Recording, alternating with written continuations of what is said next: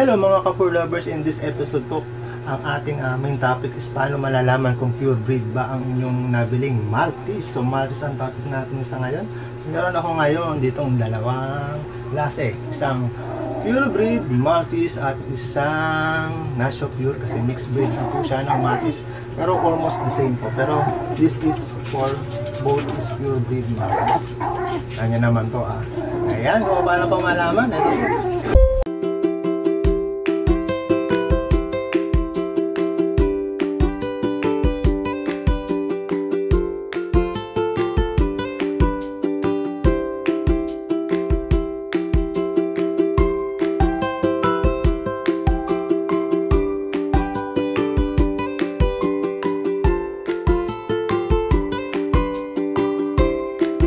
Hello, ayan po. Ito na po ang ating topics for today.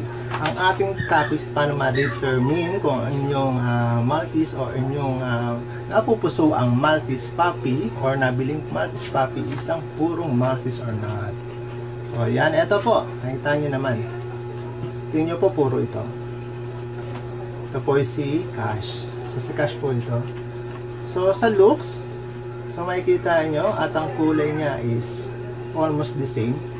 Pero hindi po siya kasi siyang mixed breed ng Maltese at Shih Tzu. So ang main goal ko kasi rito is kaya ako nag-mixed breed is para mawala po yung amoy ng Shih Tzu. So kaya ako nag-mix. So plus na lang din para malaman nyo rin kung anong difference ng isang purong Maltese sa not so pure. So ayan po sila. So titingnan nyo po silang dalawa. Ito pong nasa kaliwa ko o sa kanan ng screen ay isang purong Maltese po ito. At sa kabila ay hindi. Pero kung titignan nyo, halos magkaparehas lang po sila. So parehas na parehas po. Magkamukha. Actually, ang related kasi sila kasi yung tatay nito at parang basta related sila. Kasi yung line po ng Maltese po natin ay isa lang naman po.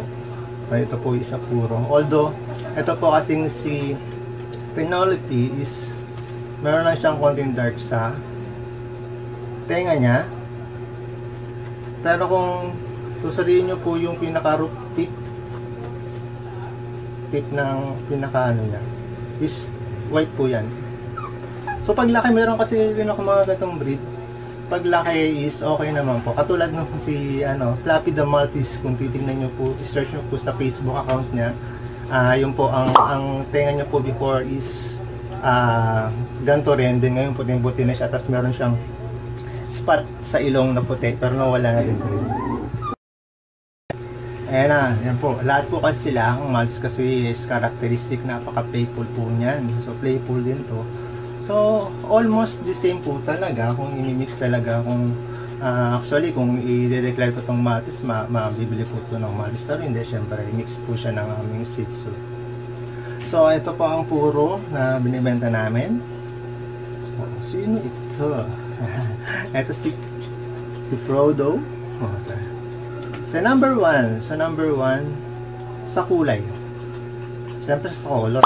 Ang pure breed Maltese kasi is purong puti lang, lalo na pag lumaki.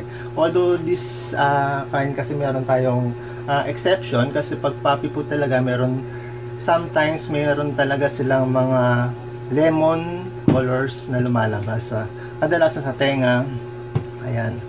Minsan sa nguso kasi pag minom sila ng tubig or laging nababasa ang kanilang mga nguso, yun syempre na nagkaka-stain. So minsan sa stain lang kaya medyo nagkukulay-kulay ng konti kasi sa ganito sila uminom. Usually mas prepare namin yung ganito. So ito si Frodo is a pure breed Maltese. So yun, sa kulay siyempre puting-puti. So puting-puti. So ito kasing si Cash, although medyo puti po siya talaga. Mas puting-puti si Cash. Ito si Cash. Mas puti siya. Ito kasi si medyo dark na kasi. Penelope. Ay si Golden. Medyo dark na yung kulay niya. Ayun. Ang Maltese kasi katulad nito, mix namin sa Black Maltese sa Shih Tzu So natural, medyo mag-dark siya. Pero although kasi puti siya, kasi dati nagkapag-produce po kami ng Malshi pero black po siya. Pero ang ganda rin naman po ng kinalabasan. Pakita ko na lang din po yung itsura niya. Tapos ito po yung second batch. Lahat sila naging puti. So pakita ko na lang din yung video ko. So may video rin ako ng panganganak nila. So black shih tzu po yung mother nila. At makukulit talaga to mga Maltese na to. Papansin, people po talaga sila eh. So ayan, napakaganda na ako.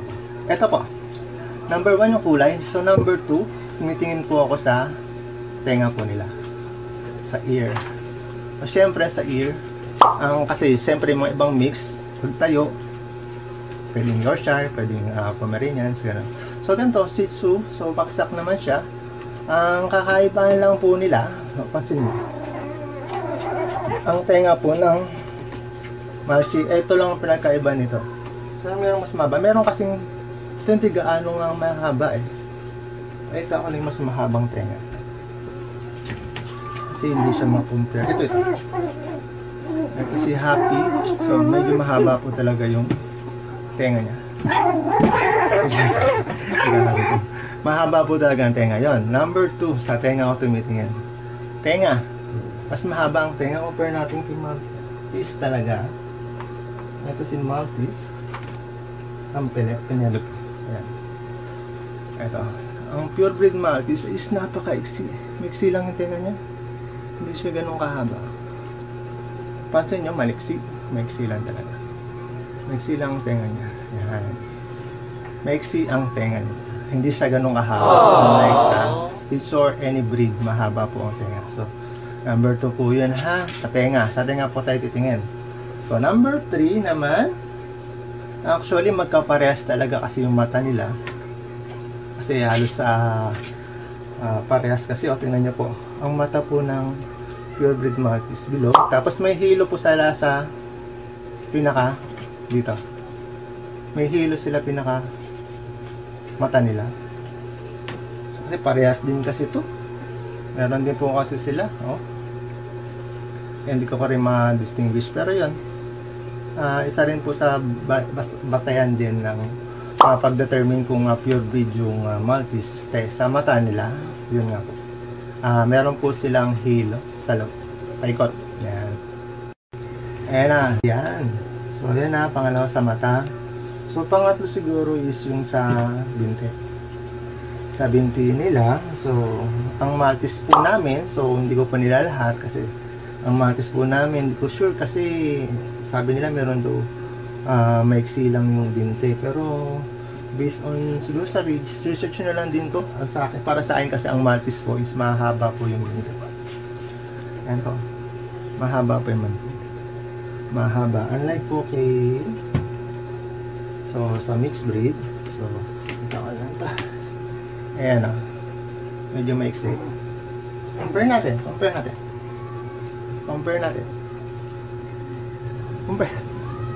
Pares ba? So, kasi syempre hindi natin ma-determine. Pero mahaba yata ng konti itong si Maltese. Kasi nga kahit magkasing laki po sila, kapag tinimbang nyo po kasi ibang timbang ni Maltese sa timbang po ni Malshi. So mas siksik sila. Mas siksik po sila. So yun. Isa rin po yun sa basis ko. Para ma-determine kung purebred Maltese po ba. So yun, isa rin po yun. So rin, so ito mixi po ba? Hindi ko rin kasi ma-determine kasi nga may halos kamukha po talaga nila yung nilabas talaga nitong Malshi namin. Kasi nga more on nagmana talaga sa tatay na Maltese. Kasi puti, una-una puti. Kasi siguro kung may naglabas ng black makikita ko. Kasi yung dati before nakapag-produce kami ng black, parang maiksi lang yung binti niya. Ano ang timbang niya? 1 kilo. Sarado. 1 kilo. Sarado. Walang daya. 1 kilo. Sarado. Walang daya. Yan. So, compare naman natin sa size niya. Frodo. Ayan. Ayan, no? Halos kalaki, diba? Ito, si Frodo. Ayan, si Frodo. Frodo, Maltese to. 0. Post ko muna ulit, nahirapan ako. Ayan na si Frodo. Ayan. Ayan o. 900 lang siya. 900 lang siya. Pero halos kasing laki. Mas malaki pa nga tingnan to eh. Oh, halika dito, halika dito. Mas malaki pa si ano. Oh, mas malaki pa. Grabe kasi mukha nito eh. Mas malaki pa si ito. Mas malaki pa. Mas malaki pa nga si Golden. Yan. Diba po? Pero yan sa 20. So, yun din siguro yung dahilan for this number 4 tips.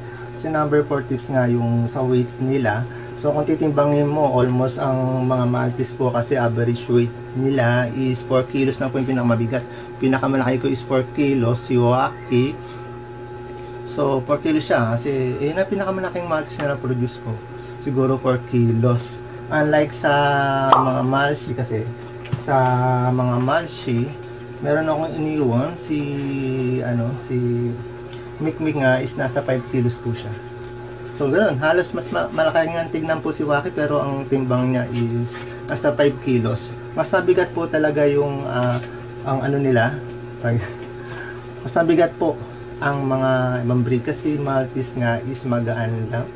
So tingin ko dahil sa binti nila kasi ang laki nilang tignan, malakas silang tignan sa physical kasi nga mahaba ang binti, mataas silang tignan. Pero although maliliit lang talaga po sila. Small size siguro, average weight ko kasi yung na-produce is 3 kilos. Halos kada sa mga lalaki ko 3 kilos to 3.2 lang sila. So yun yung pong basic tips ko para sa ma-determine nyo yung kung inyong Maltese ba is poor or not. So sila, malambing po talaga ang Maltese. Madalas talagang mga halik to mga to at napaka-playful talaga sila. So loyal din sila sa mga Amerla. That's why napaka nila tawag dito, protective nila. Makikita nyo pag sa mga kasama nyo sila sa partas, may ibang asong lalapit, may hilig siya, mangangahul talaga yan. Kaya sa bahay, pag may mga bisita yan, kakahulan muna nila. So normally maingay po talaga sila pag sa ibang tao. Pero malambing. So kita nyo naman, makahalik wagas. Ayan. So yung mga poor lovers, ayan na po ang ating mga Malsi at Maltese. Maltese, ayan si Maltese 1, 2, 3 at si Malsi. At yun na lang sila at nakuha ng isang Malsi ko na si Primo. So masaya na po siya sa kanyang bagong parents. So 4 po sila. Ayun pa po pala, pang 5 actually. Hindi ko din sigurado pero I believe kasi ang Maltese po talaga is ang mga anak lang po talaga average talaga 3 to 4. Hindi ako sigurado, disclaimer lang po pero ang aking mga Maltese, anak po ang Maltese ko ng 4 pero dalawang beses lang po. Pag isa yata si isa po 4 lang siguro. Pag more than 5 hindi ko na alam, baka may karga po. Wala akong sinasabi na hindi puro yung mga ibang Maltese na nagpo-produce ng more than 4. Pero sa aking mind, personal opinion and personal knowledge, lahat personal sa akin na hindi, tingin ko may karga po. So, kaya based on pag-alaga ko ng purebred Maltese, kadalasan 3. Average talaga is 3. Mag-4 siya is napaka-swerte na po talaga. Napaka-swerte na. At sige yan, matapang po ng Maltese. Talagang lalaban yan kahit maliit yan. Ayun. 3. Average of 3 lang po talaga. Kung more than 4, siguro kasi ako napag-produce ng 4. Mini ko napag-produce ako ng 4 kay Aichi. Pero I'm sure puro po siya. Pero kung titignan nyo po kasi sa Google, average, ang pinakamarami talaga is 4, average of 3. Ayan. That will be all mga Kapur lovers. Kung bago po kayo sa ating channel, don't forget to like and subscribe para lagi po kayo updated sa mga bagong video na papalabas po natin.